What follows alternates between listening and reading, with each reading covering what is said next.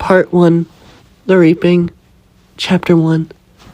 There's not much here in District 7, except for cedar trees, birchwood trees, redwood trees, a lot of trees. A lot. But in the center is, we call the hanging tree, where peacekeepers will execute people who rebel against the capital. 2 weeks ago, my mother was executed for talking about propaganda. That's when the hallucinations started. The nightmares started. Usually there's always sounds of woodpeckers and the nice breeze in the meadow. But today it's oddly quiet because it's reaping day. It's just me in the orphan manor. Years ago, my dad died due to suicide. He couldn't bear to see that my sister died in 4 Hunger Games ago. She was eaten by mutts, and it drove my dad crazy to the point where he jumped off a bridge. My name's Violet Bones. I come from a very strange family. I don't have any Victors in my family. The only Victors that we know of are Joanna Mason and Wolf. We don't have many Victors in Victor Village at all. A couple years ago, we had one boy named Hunter win the Hunger Games by eating all the other victims. He ran off to the woods and never came back. This morning is the worst morning for everybody. I am 17 years old. To myself, I think, just one more year. I never did the tesserae because I don't have to defend for others. It's just me, myself. I get bullied by a lot of people. Speaking of which, here comes Ashley to bully me. Hey, ugly bitch. Where's your parents? Dead. Luckily for me, I don't have to go into reaping because guess what? I turned 18 today. I look at her with an anger look in my face. I reach up and I slap her across the face.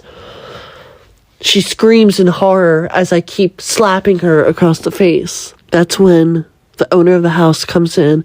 You two girls need to stop. Violet, you're grounded if you're not reaped for the Hunger Games. No food for a week. It's another meal. I haven't eaten in 3 days anyways, so what does it matter? That's when I see the shadow lurking behind her.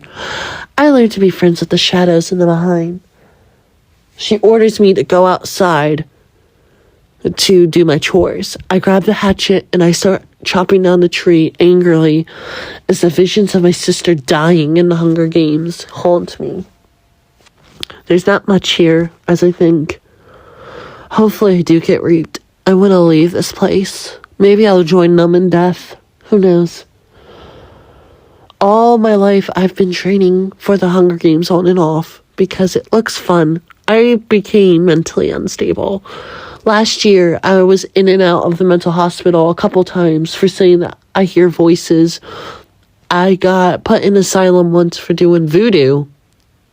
Yes, voodoo. They wanted to execute me for witchcraft, but I was a minor, so they couldn't. Instead, they kicked up me and Mom at the home. And that's when she died. Last year's Hunger Games was crazy. The boy from District 8 won, which normally the outer districts don't win. It's usually District 1 or 2 or 4, the career tributes. I remember seeing him, Zul Abraf from District 8. He was only 12 when he won, which was crazy. Yes, a 12-year-old won. He spent most of the Hunger Games hiding, like a coward, but it was smart. I wonder what he's up to now. Probably living in a luxurious home back in District 8. Probably living a life. But that's when my thoughts are stopped. Ashley comes back out to start more problems. Hey, Violet, weird goth girl. Are you gonna do some voodoo magic? She says. I look at her and I call her a bitch under my breath and I walk away. They ring the bell for breakfast, but I'm not allowed to go because I'm grounded. So I go to my room. I read my diary and I write in my diary.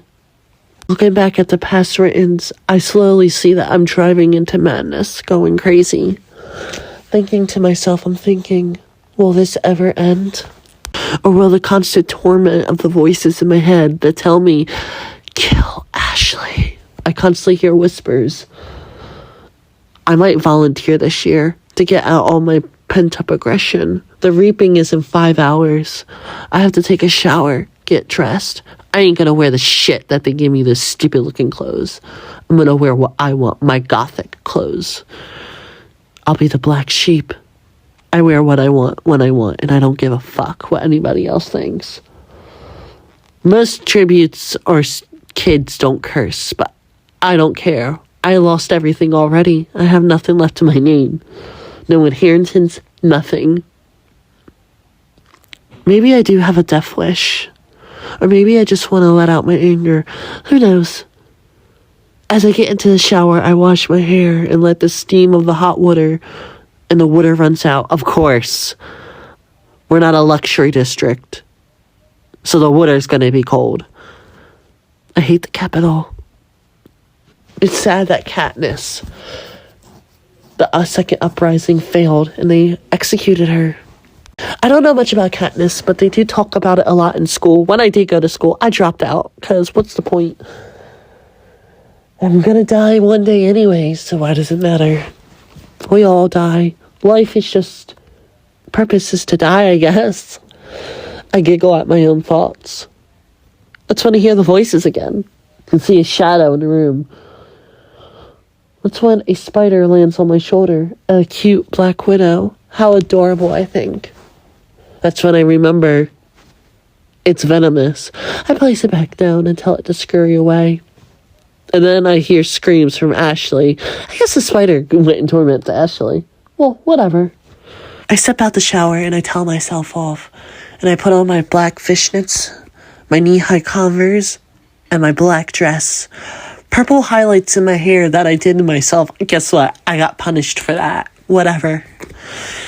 I do what I want. I grab a needle and I sterilize it because I want to pierce my eyebrow. And I do it. It hurt like shit. I did scream for a second. But the looks that I got from everybody when I did it yesterday was hilarious. 2 more hours till reaping. Till 2 tributes are picked to be slaughtered in the Hunger Games. Well, hopefully it's me. I would like to go in. Maybe I'll volunteer. Who knows?